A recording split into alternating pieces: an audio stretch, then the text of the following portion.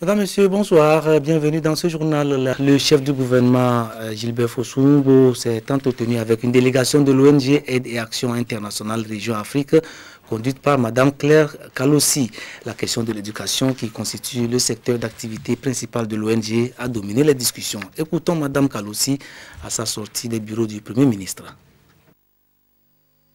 Je crois que c'était très important qu'on puisse le rencontrer et qu'il nous accorde ces moments. Parce qu'aujourd'hui, l'éducation est encore au cœur des problèmes qu'on rencontre non seulement dans le développement des pays. Et je crois qu'il ne faut pas l'oublier, et on a la chance extraordinaire au Togo d'avoir un Premier ministre qui est tout à fait conscient des problèmes que rencontre l'éducation. Nous avons parlé aussi de la façon dont cette association s'est constituée en association internationale, avec un véritable partage des décisions, si vous voulez, pour prendre un terme qui est moins que pouvoir, des décisions sur l'ensemble des pays où nous intervenons. Et je crois que ça c'est important si on veut vraiment faire de ce mouvement pour l'éducation un mouvement international et si on a à cœur de vouloir construire et promouvoir des citoyens qui ne soient pas seulement des citoyens régionaux, des citoyens africains convaincus, mais aussi des citoyens du monde. Parce qu'aujourd'hui, on le sait, le monde se rétrécit et en étant citoyen d'une région, on est aussi citoyen du monde.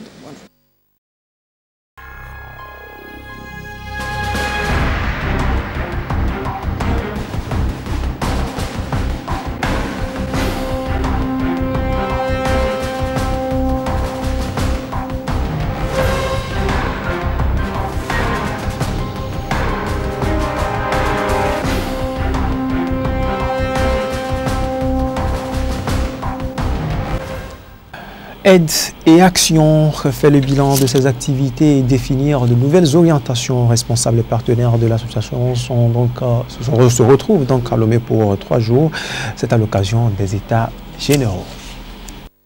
Faire le point sur les avancées, analyser les évolutions de contexte et les nouveaux enjeux, fixer les orientations futures, voilà quelques points essentiels qui réunissent ses membres et partenaires d'Aide et Action.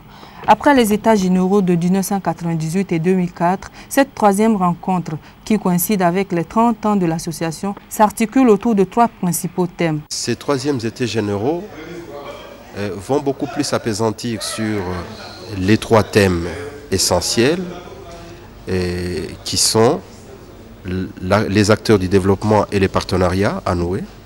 Ça veut dire que autour de ce thème-là, il sera question de beaucoup plus voir des sérieux ou de déceler des types de partenariats, des types d'alliances à pouvoir nouer pour permettre d'accroître et d'élargir l'impact des actions de Aide et Action, aussi bien sur le terrain qu'au niveau de l'influence. Ensuite, il y a le thème 2 qui porte sur le lien de solidarité.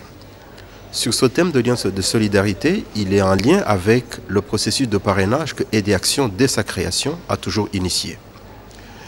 Et le troisième thème de ces États généraux portera également sur le discours et l'influence. Et on sait qu'une organisation gouvernementale comme la nôtre devra également chercher à élargir ses impacts en investissant des lieux où se prennent des décisions sur le secteur de l'éducation. Les États généraux, processus de construction collective des futures orientations de l'association, permettront aux différents acteurs engagés avec Aide et Action de faire les propositions pour améliorer les initiatives, en l'occurrence dans le domaine de l'éducation. Les États généraux constituent dans la vie de toute institution un moment privilégié parce qu'ils représentent une occasion de dialogue incluant des acteurs de différents niveaux et issus d'horizons divers. Cette large concertation permet à votre institution de s'assurer d'une démarche qualité dans la formulation de vos principales orientations. Par les États généraux, l'association construit par sa capacité d'adaptation au cœur d'une planification stratégique dynamique. Se projeter, innover et être en phase avec l'évolution des contextes et des enjeux sont les ingrédients essentiels pour la formulation de politiques éducatives et de stratégies efficaces et pertinente. Dynamique de vitalité et de l'efficacité de votre association qui, courageusement, sait se remettre en question pour mieux ajuster et affirmer son utilité au plan social. Si les premiers et deuxièmes états généraux ont permis à Aide et Action de travailler de concert avec les populations et ont ouvert la voie au partage démocratique et international des décisions, ces troisièmes états généraux devraient quant à eux l'aider à se positionner dans le secteur du développement. L'association espère ainsi améliorer davantage sa mission en faveur de l'éducation dans le monde.